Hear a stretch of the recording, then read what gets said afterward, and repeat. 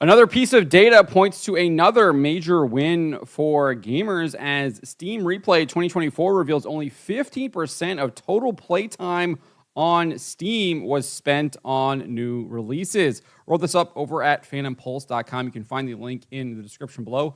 I encourage you to head on over there, become a paid subscriber. We are fully reader funded and it costs only $5 a month, less than a Starbucks coffee.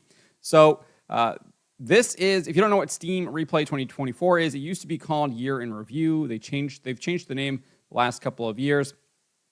But the 2024 Steam Replay is a custom report for each Steam account that shares how many games you played, how many achievements you unlocked, your longest login streak, and how it all compared to the previous year. There are also graphs depicting what kind of games you played and other pieces of data showing playtime by month, playtime by what you played, even playtime across your Steam family if you're part of one. As part of the custom replay, one of the charts shows your breakdown by how much time you spent on new releases, which are games released in 2024, recent releases released within 1 to 7 years, and classic games released from 8 or more years ago. It also compares your data to all Steam users. For classic releases, time spent hit 37% of all time spent on Steam. You can see I spent my time on Steam, 24% on classic games. For recent, it was 47%. I spent 76% on recent releases. And then new releases, you can see I spent 0% of my time on new releases. And you can see there 15% of total playtime on Steam by all users was spent on new releases. And this is an absolute massive, massive win, given the fact that former World of Warcraft team lead Mark Kern, a.k.a. Grums, called for a moratorium on all AAA woke games earlier this year. He posted this in April, calling on all gamers to not buy any AAA titles for the next 2 years that do this. Play your Steam backlog. You will send a very clear message. He then added Lara Croft did nothing wrong and does not need fixing. Obviously, he made this call while responding to what Crystal Dynamics was doing by partnering with Evil Hat Productions with this Lara Croft Tomb Raider tabletop game, which clearly signifies that they're going to be making these changes in the upcoming video games as well. He then recently reiterated this on X as well, saying, I made a plan with everyone in March to take down DEI and AAA gaming, specifically targeting Ubisoft, point out wokeness, reach out to YouTubers, 2 years of non-buying woke AAA to stop the spread.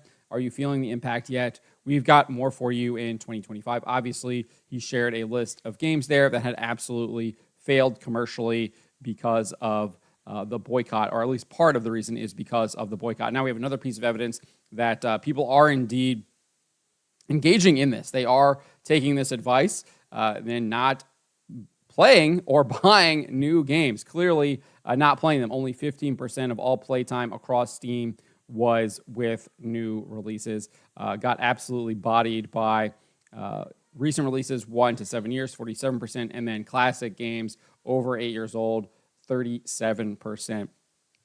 That is what people were playing over on Steam. I definitely think that Grums' call here has been taken up by many gamers. And even if gamers haven't seen it, I think that they also recognize what Grums is saying. They're tired of all of this stuff that is being injected into video games by a lot of these major AAA studios, and they want nothing to do with it anymore.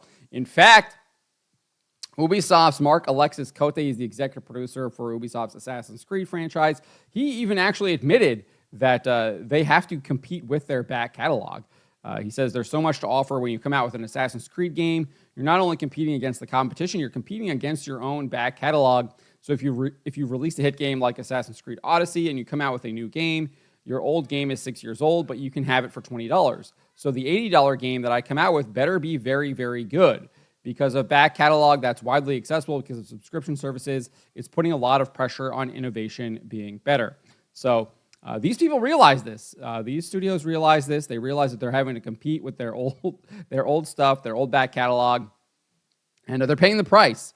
They're paying the price because they aren't creating stuff that is better than their old stuff. They're creating stuff that is widely viewed as horrible and much, much worse, and people are not purchasing it. I think Ubisoft is going to learn that lesson with Assassin's Creed Shadows very quickly here. Very similar lesson that they seemingly still have not learned from Star Wars Outlaws that they released this year, or any of the games they've released this year. I mean, they've had loser after loser after loser from Ubisoft, and it doesn't seem like they've learned their lesson, still doubling down on the DEI woke agenda, and they're going to continue to pay the price for that. But gamers are clearly sending clear signals here.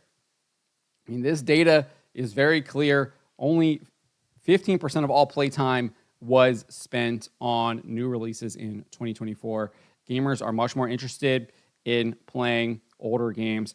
47% of games released in the last 1 to 7 years, and then 37% on games over the last 8 years. Both of those doubling, tripling what new release playtime was. So I do think that is very, very telling. And the AAA studios need to start paying attention to this. I think some of them are. That's why they're doing all the remasters and stuff, because they realize people are playing a lot of these older games better. And that's where you're going to start seeing a lot of the injection of that stuff. They're already trying to do that. We got to put in their woke messaging in all the old games and things like that. So they're doing that. We see that. But what ends up happening is we stop playing those games and we just go back and play the older games. Some of these companies are wising up because they're removing the older games from the Steam store, etc., removing that accessibility in order for you to have to purchase that new game so they can get that new buy, etc. But I think gamers are going to figure out ways to get around that as well. But I did find this data really interesting. Only 15% of all playtime, again, 15%, abysmally low. I think we can get it lower. I think we can get it lower for 2025. What do you guys think? Let me know in the comments below. Remember to always be charitable, especially to each other, and to always, always speak the truth.